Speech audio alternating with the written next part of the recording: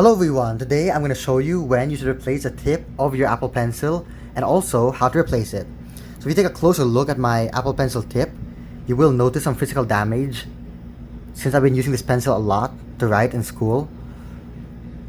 You can see that there's kind of a piece sticking out of it over there at the top. It's kind of uneven, it isn't smooth.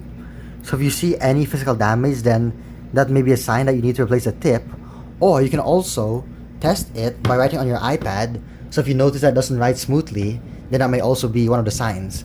So I try to write, as you can see. Wait, let me actually turn it on. As you can see, it only recognizes at a specific angle. So like, sometimes it will actually write, and sometimes it won't, just like that, see? Just one of the signs that you need to replace your tip.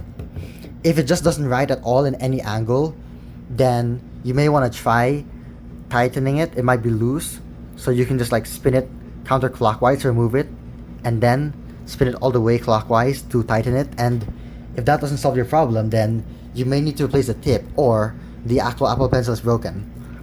So we're gonna erase all of this so we can compare once we have the new tip. And inside the box of the Apple Pencil, you will find a replacement tip.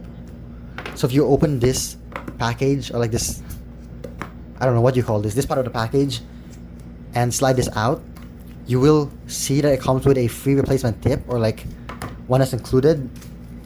As long as you have this, then you can just remove it and unscrew the old tip and replace it with this new tip. But if this compartment over here is empty, then I'd highly recommend buying a new tip from Apple. So they sell packs of replacement tips. All you need to do is unscrew the old tip and screw in the new one. Make sure to throw away the old one so that you don't get confused and try to use it again. Now, if I try to write on my iPad, check this out. Way better, right?